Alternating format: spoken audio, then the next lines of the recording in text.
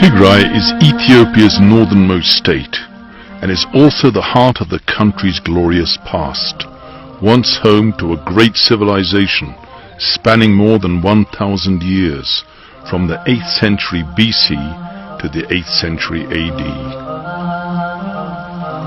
As evidenced by its unique pre-Christian obelisks, countless stone inscriptions, dozens of rock-hewn churches, monasteries, underground palaces and imperial tombs that have all withstood the test of time, Tigray was once the country's architectural workshop. Tigray's historical, religious and cultural wealth is as overwhelmingly rich as it is diverse. In addition to the Tigrinya-speaking Ethiopians, Tigray is also home to two minority Ethiopian nationalities, namely the Irob and the Kunama, who live in the northeastern and northwestern parts of the region respectively.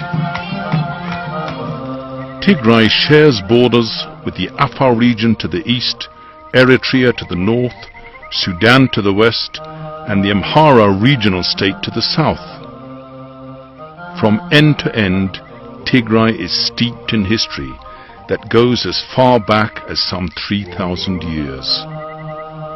One of Tigray's unique edifices of great historical, archaeological and architectural significance is the Temple of Yeha. Some 60 kilometers east of Aksum, the temple at Yeha is thought to have been built in the 8th century BC.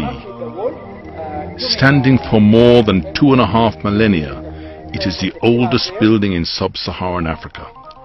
It's a magnificent structure, remarkable for, among other things, its structural strength, geometrical perfection and architectural beauty. Yeha was a center of the Da'amat kingdom that existed before Aksum. Many centuries older than Aksum. Aksum civilization, according to my opinion, starts in the 1st century after Christ, and this is many centuries earlier, and it is also very important in comparison to the Yemenite situation in pre-Christian times. So we have the parallels, of course. But not only parallels, there are also Ethiopian native sources.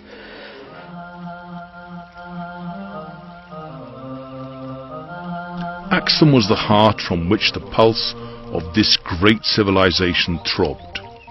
Its ruined palaces, tombs, majestic monuments and inscriptions